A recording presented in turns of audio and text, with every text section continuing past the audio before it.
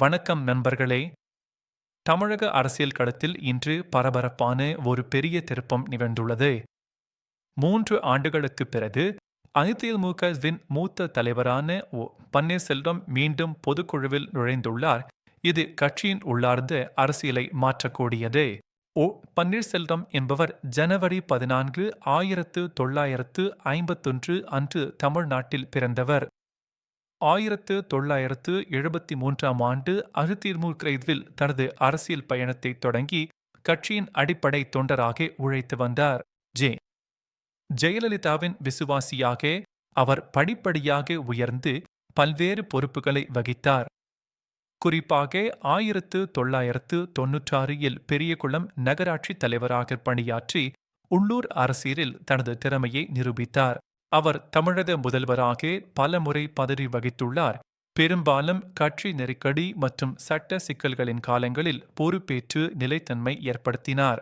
2001ஆம் ஆண்டு ஜெயலலிதா சட்ட சிக்கல்களை எதிர்கொண்ட போது அவர் முதல் முறையாக தமிழக முதல்வராக பொறுப்பேற்று அரசை நடத்தினார்.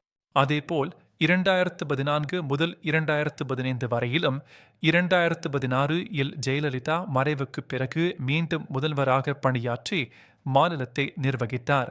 மேலும் 2017 முதல் 2021 வரை எடப்பாடி கே. பழனிசாமி தலைமையிலான அரசில் துணை முதல்வராகவும் சிறப்பாக பணியாற்றி அரசின் செயல்பாடுகளுக்கு உதவினார். கூடுதலாக நிதி அமைச்சராக தமிழக பட்ஜெட்டை 11 முறை தாக்கல் செய்த பெருமையும் பன்னீர்செல்வத்துக்கு உண்டு.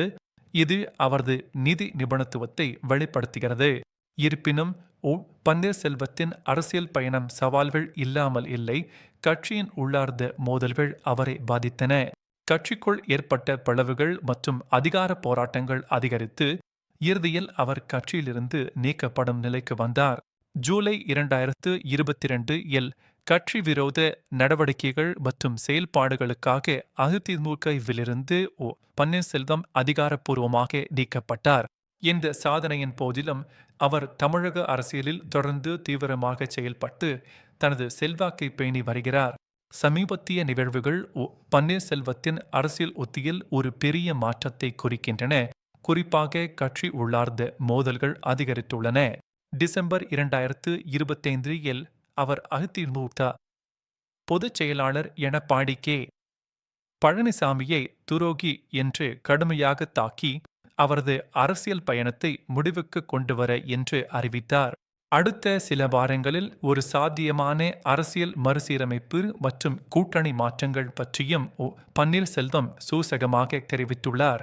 அதிமுகவும் 2026ஆம் ஆண்டு வரவிருக்கும் சட்டமன்ற தேர்தலுக்கு தயாராகி வருகிறது. புதிய உறுப்பினர்கள் அதிகரித்துள்ளனர். எடப்பாடி கே. பழனிசாமி தலைமையில் கட்சிக்குள் ஒற்றுமை அதிகரித்துள்ளதாகவும் தேர்தல் அறிக்கை தயாரிக்கும் குழு அமைக்கப்பட்டுள்ளதாகவும் கூறப்படுகிறது. இந்த அரசியல் நிகழ்வுகளுக்கு மத்தியில் பன்னீர்செல்வத்தின் எதிர்காலம் நிச்சயமற்றதாகவே உள்ளது. பல்வேறு வழிகள் முன்னிலை. திமுக அல்லது தமிழக வெற்றி கழகத்துடன் கூட்டணி அமைப்பதா அல்லது பிற கட்சிகளுடன் இணைப்பதா என்ற முக்கிய முடிவை அவர் எடுக்க வேண்டியுள்ளது. அதிமுகவில் மீண்டும் சேரும் அவரது முயற்சிகள் முற்றிலும் நிராகரிக்கப்பட்டுள்ளன. கட்சியின் மேனேஜ்மெண்ட் அவருக்கு வாய்ப்பு மறுத்துள்ளது. பாஜக அவரை என்ஹுட்டியதே. கூட்டணியில் மீண்டும் இணைந்து செயல்படுமாறு தொடர்ந்து வலியுறுத்தி பேச்சுவார்த்தைகளை நடத்தி வருகிறது. தமிழக அரசியல் களம் தொடர்ந்து மாறிவரும். புதிய வீரர்கள் மற்றும் கூட்டணிகள் உருவாகும் நிலையில் பன்னீர்செல்வத்தின் அடுத்த நகர்வு மிகவும் முக்கியமானது. இது மாநிலத்தின் அரசியல் எதிர்காலத்தில் அவரது தந்தையும் செல்வாக்கையும் தீர்மானிக்கும். அனைவரும் அதை எதிர்பார்க்கின்றனர்.